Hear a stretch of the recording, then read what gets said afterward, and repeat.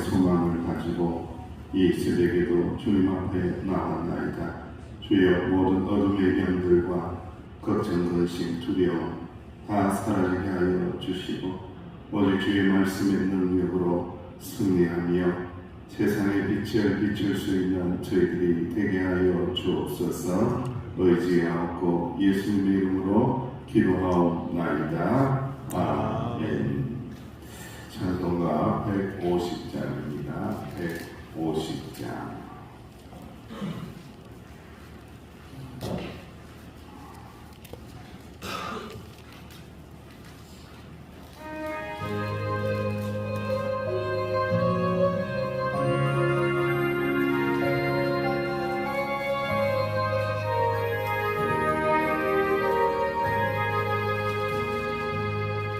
갈보리 산 위에 십자가 섰으니 주하고 나를 단한표라. 험한 십자가를 내가 사랑하고 주가 보혈을 흘리리라. 승리를 얻기까지 주의 십자가 사랑하리. 빛나며 유관 받기까지 험한 십자가로 끌겠네. 멸시전 내가든 주의 십자가에 나의 마음이 끌리도다. 귀한 어린 양이 세상 죄를 지고 험한 십자가 지셨도다. 새로운 승리를 얻기까지 주의 십자가 사랑하리. 빛나며 유관 받기까지 험한 십자가 못 끌겠네.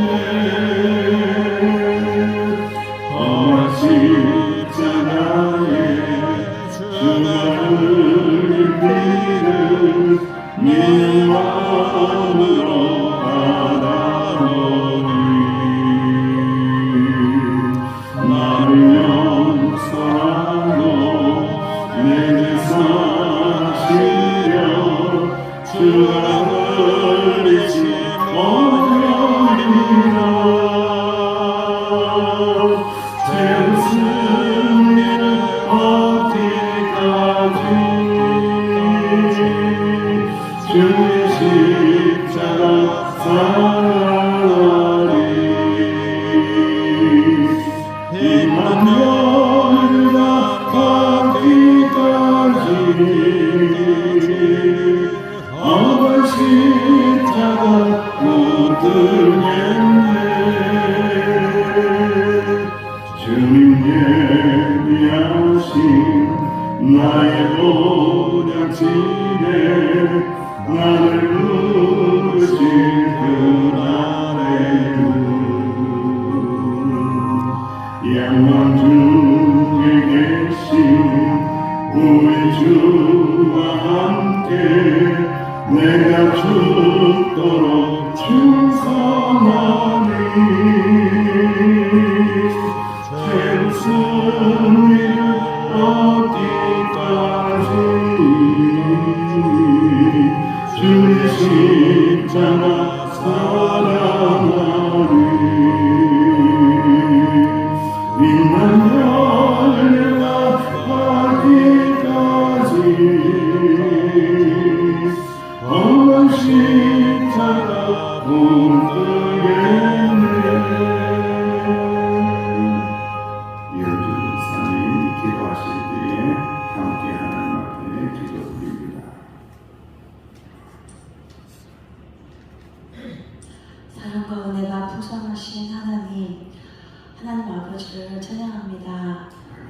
영광과 존귀를 올려드립니다. 우리를 사랑하사 주님 나라 백성 삼으시고 거룩한 성일에 주님 전에 나와 예배드릴 수 있도록 상황과 여건을 허락하시니 감사합니다. 새벽에도 오시는 하나님, 절망의 끝에서도 주님은 언제나 우리와 함께 하시는 줄 믿습니다. 새벽전에 주께 부르짖으며 주의 말씀 듣기를 바라오니 불쌍히 여기시고 만나주시고 우리의 기도에 응답하여 주시옵소서. 만물을 새롭게 하시는 주님의 영이 우리 안에 충만하게 하여 주시고 나보다 더 아파하시는 주님의 위로를 받는 귀한 시간 되게 하옵소서. 먼저 우리 교회를 위하여 기도합니다. 언제나 바른 복음만을 전하는 진리의 터전이 되게 하시고 이곳의 어려움을 돌보는 사랑의 공동체가 되게 하여 주옵소서. 목사님과 모든 중직자들에게 지혜를 주셔서 날마다 새로운 깨달음과 믿음의 성장이 있게 하옵소서. 명성교회 성도님들을 위해 기도합니다. 슬픔에 또는 아픔에 힘들어하는 성도님들을 위로하여 주시고 마음의 평화를 주시옵소서. 생명의 말씀을 들고 단위에 서신 목사님을 기억하여 주시고 성령님의 도우심으로 전하는 말씀에 능력이 있게 하시고 복된 말씀을 받는 우리에게는 풍성한 교실을 허락하여 주시옵소서. 말씀을 들을 귀를 허락하시고 옥토와 같은 마음을 허락하시사 어떤 말씀이든 잘 담아 그 말씀으로 힘과 능력이 되게 하옵소서. 그리고 하나님의 사랑하시고 명성교회가 사랑하는 우리 목사님 항상 건강할 수 있도록 도와주시옵소서. 우리를 사랑하사 십자가 못 박혀 돌아가신 예수님의 이름으로 기도합니다. 아멘. 하나님의 말씀 마가복음입니다. 마가복음 12장 1절에서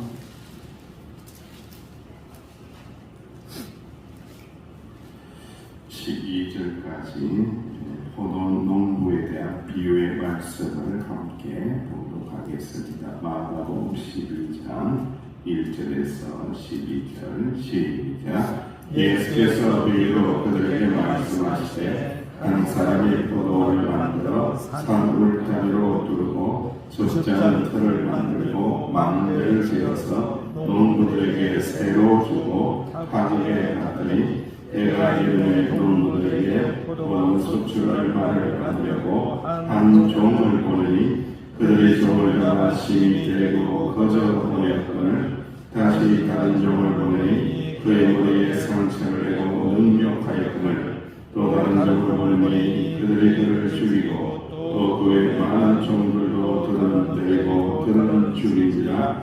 이제 한 사람이 남았으니 또 그가 사랑하는 아들이라. 최후로 이를 보내며 이르되 내 아들은 존재하리라 하더니 그 농부들이 서로 말하되 이는 상속자니 자 죽이자. 그러면 그 유산이 이것이 되리라 하고 이에 잡아 죽여 포도 밖에 내던져주니라. 포도 주인이 어떻게 하겠느냐. 와서 그 농부들을 진멸하고 포도를 다른 사람에게 주리라. 너희가 성경에 건축자들이 버린 돌이 모퉁이의 머릿돌이 되었나니 이것은 주로 말미암아 된 것이요 우리는 왜 놀랍도다 함을 읽어보지도 못하였느냐 하십니다. 그들이 예수의 이 비유가 자기들을 가리켜 말씀하신 줄을 알고 자꾸 하되 무리를 두려워하여 예수를 두고 가니라. 아멘. 예수님께서 이제 예루살렘에 오셔서 고난의 시간들을 보내며 십자가에 점점점 가까워지고 있는 오늘 하나님의 말씀입니다. 어제 말씀하고 이어져서 예수님의 권위에 대한 도전을 했죠. 그래서 예수님은 그 권위가 어디에서 내려오는지 어디에서 나오는지 말씀해 주지 않습니다. 말씀해 줘봤자 의미가 없고 깨닫지도 못하고 그리고 오히려 그 권위로 인하여 더 힘들게 할 것임을 뚜렷이 알기 때문에 가르쳐주지 않습니다. 어떤 사람들에게는요 진리가 그다지 필요가 없어요. 진리를 가르쳐주고자 오히려 독이 되는 사람도 있습니다. 그들에게는 진리도 감추어진다는 거죠. 그래서 오히려 역으로 질문하셨죠. 세례 요한의 권위가 어디에서 오느냐 라고 하면 하늘에서 온다라고 하면은 너희들 왜 세례 요한을 죽였느냐 라고 이야기할 것이고, 또 세례 요한의 권위를 부정하게 된다면은 많은 백성들이 세례 요한을 존경하고 있기 때문에 그 또한 안 되고 이러지도 못하고 저러지도 못하는 상황 속에 있게끔 만들게 되죠. 그리고 난 다음에 예수님은 아무 대답을 하지 않습니다. 나의 권위가 어디에서 오는지 말씀하지 않습니다. 예수님은 당신의 권위에 도전하는 유대 지도자들을 향하여 오늘은 오히려 이 포도 농부에 대한 비유를 통해서 이 권위가 어디에서 왔는지를 말씀하고 있죠. 이 포도 농부의 비유에서 마지막에 등장하는 이 아들의 권위는 어디에서 왔습니까? 아버지에게서, 하나님 아버지에게서 모든 권위가 왔다라는 것을 말씀하고 있습니다. 하나님이 보내신 선지자들은 이 땅에서 모두 죽임을 당하고 고난을 참 많이 당했죠. 그것도 자기 백성들에게 고난당한 거예요. 여러분, 이방 민족에게 고난당한 것이 아니에요. 하나님께서 보내신 선지자들을 제일 괴롭히고 제일 힘들게 한 자들이 누구라고요? 자기 동족입니다. 동족. 그래서 예수님께서 이 포도원 농부 비유를 통해서 포도원 주인은 하나님 아버지를, 농부들은 유대의 지도자들을, 종들은 선지자들을 의미하고 있는 거죠. 그래서 포도원 주인은 농부들에게 세를 받기 위하여 종들을 계속해서 보냅니다. 세를 받기 위해서 계속해서 보냈지만은 농부들은 그 종들을 계속해서 핍박하고 능욕하고 때리고 결국은 어떻게 한다고요? 죽입니다. 참 안타까운 모습이죠. 이게 너무나 마음이 아파요. 하나님의 사람들을, 하나님의 하늘의 명을 받던 사람들을 땅에서 내려보내면, 땅에 내려보내면 하나님의 명을 붙잡아야 되는데 오히려 그들을 핍박하고 능욕하고 죽인다는 것. 하나님이 보내신 선지자라고 할지라도 자기의 소욕과 자기의 욕심하고 안 맞아 떨어지면요, 능욕하고 죽이는 거예요. 이게 너무너무 고통스러운 거죠. 우리가 곰곰이 생각을 해봐야 됩니다. 오늘 이 말씀을 이렇게 앞부분을 들여다보면서 과연 우리의 신앙생활을 힘들게 하고 어렵게 하는 사람들이 누구일까? 잘 보세요. 가까이 있는 사람입니다. 나에게 상처를 주고 아픔을 주고 교회를 멀리하게끔 만드는 사람이 누굴까요? 가까이 있는 사람입니다. 가까이서 같이 밥 먹고 같이 예배하고 같이 들락날락하고 같이 이야기하고 친근하고 친했던 사람이 오히려 등에다가 빗을 꽂고 칼을 꽂는 거예요. 너무나 속상하죠, 여러분들. 그 모습을 그대로 드러내고 있는 사람들이 유대인입니다. 유대인 지도자들. 자기에게 고난이 많이 있다고 생각을 해서 하나님의 권위를 인정하지 않는 자들, 하나님의 말씀의 권위를 인정하지 않는 자들, 하나님께서 보내신 종의 권위를 인정하지 않는 자들은 끊임없이 이러한 일들을 도모하고 획책하게 하신다는 말씀입니다. 깨어있지 않으면은, 분별하지 않으면은 우리도 유대인 이 지도자처럼 똑같이 될 수 있다는 거예요. 탐욕에 눈이 멀게 되면은 메시아를 죽이려고 한 그들과 똑같이 될 수 있다는 거예요. 우리는 끊임없이 하나님의 말씀의 권위, 예수님의 권위, 십자가의 권위, 부활의 권위 앞에 믿습니다, 감사합니다, 순종합니다, 복종합니다, 따르겠나이다, 감사합니다, 할렐루야. 이 믿음이 있을 때에 시험에 들지 않게 된다는 것을 꼭 깨달아야 됩니다. 드디어 마지막으로 포도원 주인이 하도 다 죽이니까 사랑하는 아들을 보내죠. 이 아들은 바로 하나님의 독생자이신 누굴 상징하는 거예요? 예수님을 상징하는, 예수님을 보내도 존재할 것이라, 권위를 인정할 것이라고 생각을 했지만은 오히려 그 기대는 사라지고 맙니다. 농부들은 보던 주인의 아들이 오니까 오히려 더 악해집니다. 더 탐욕을 부립니다. 그가 상속받을 유산을 빼앗을 수 있는 절호의 기회구나. 이 아들을 없애면은 우리가 더 많은 것들을, 이 모든 것들을, 포도원 전체를 집어삼킬 수 있겠구나. 이런 생각을 하게 한다는 거예요. 그래서 결국 그 아들을 죽여서 포도원 밖에 내던졌다라고 기록을 하고 있습니다. 예수께서는 이 비유를 통해서 십자가에서 달리시사 백성들에 의해서, 유대인 지도자들에 의해서 당신의 십자가의 죽음을 예고하고 있는 그러한 장면의 말씀입니다. 그리고 그 말씀대로 그대로 이루어 주셨습니다. 죽임당할 것을 아시고도 십자가의 길을 끝까지 가신 주님, 참 이게 우리를 또 아프게 찌르는 거예요. 여러분들, 우리가 신앙생활을 어느 정도 하다 보면 알아요. 내가 이 충성을 하고 이 봉사를 하면은 고난이 많을 것이다라는 것 뻔히 압니다. 신앙생활 어느 정도 하고 중직자가 되면은 내가 교회에 조금만 한 발자국 더 들어가면은 내가 고난이 많을 거야, 내가 해야 할 일이 많을 거야 라고 하는 것들이 보인다 안 보인다? 보인다 안 보인다? 빨리 대답해 주세요.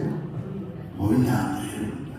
이게 보이는데도 불구하고 십자가에 구원하신 하나님의 뜻이 있기 때문에, 부활의 영광이 있기 때문에 뚜벅뚜벅 한 걸음 한 걸음 묵묵하게 원망하지 않고 불평하지 않고 예수님처럼 걸어 들어가야 된다는 거예요. 할렐루야. 두려워할 필요가 없다는 겁니다. 두려워하지 마라.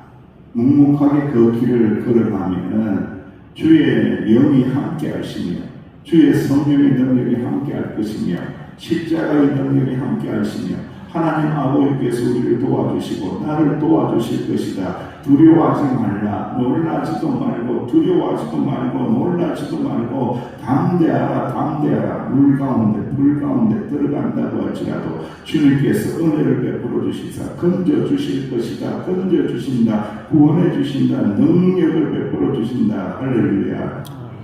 그 믿음이 꼭 필요한 시점을 지금 우리 서귀포 명성교회가 지나가고 있습니다. 왜 그럴까요? 여러분, 제가 교회에 처음에 와서 여러 가지 말씀 가운데 교회가 부흥되려면 처음에 제일 힘들다고 그랬어요. 비행기가 날아오르려면 지금이 제일 에너지가 많이 필요하고요. 이 비행기를 날아오르려면 수많은 사람들이 합심해요. 더 부르짖으며 기도해야 되고요. 더 수고해야 되고요. 더 충성해야 되고요. 지금 이 비행기를, 이 서귀포 명성교회 비행기를 날아오르려면요, 수많은 충성된 종들, 십자가의 종들이 있어야 되는 거죠.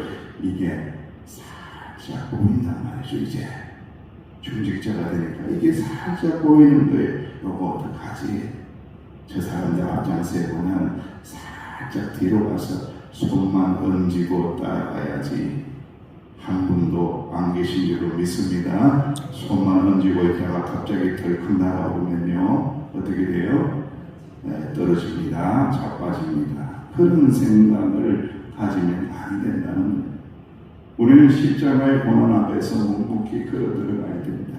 그리고 충성된 종이라면 걸어 들어가야 됩니다. 예수님처럼 그렇게 살아야 됩니다. 십자가에 바라보고 부활의 영광을 바라보고 걸어 들어가고 그 안에 함께 밀어 올릴 때, 교회를 떠받들어 올릴 때 교회는 회복되고 치유되고 새롭게 하게 하시는 그 능력이 있다는 것을 꼭 깨달으시기를 주님 이름으로 축원합니다. 보던 주인이 자신의 종들과 아들을 죽인 농부들을 진멸하고 포도원을 다른 사람에게 주지 않겠느냐, 다른 자들에게 준다는 거죠. 이 비유는 이렇게 결론을 맺습니다. 그리고 다른 사람들은 이방인을 포함한 새 이스라엘 교회를 상징합니다. 교회는 교회의 머리이신 예수님과 함께 부활의 영광을 누립니다. 건축자들의 버린 돌이 모퉁이의 머릿돌이 된 것처럼 유대 지도자들이 죽인 예수님, 버린 예수님은 부활의 영광이 되시사 교회에 뭐가 된다고요? 머릿돌이 되신다라는 것을 머릿돌이. 그래서 교회의 머리는 누구라는 거죠? 십자가에 달리신 누구십니까? 예수님입니다. 그래서 교회는 끊임없이 두 가지 능력을 붙잡아야 된다. 십자가의 능력과 부활의 능력을 붙잡아야 된다. 십자가 없이 뭐가 없다고요? 부활 없습니다. 고난 없이 뭐 없어요? 영광 없습니다. 여러분들의 기도와 희생과 헌신 없이 교회의 부흥 절대 없습니다. 그런 거 존재하지 않습니다. 설교 명성교회가 그래도 조금씩 은혜롭게 되고 그래도 조금씩 부흥되고 있는 이유는요. 왜 그럴까요? 보이지 않는 분들의 눈물 어린 희생이 있기 때문에 그래요. 십자가를 함께 짊어지고 가려고 하는 그 충성된 주의 종들이 있기 때문에 교회가 조금씩 앞을 향하여 전진하고 있는 겁니다.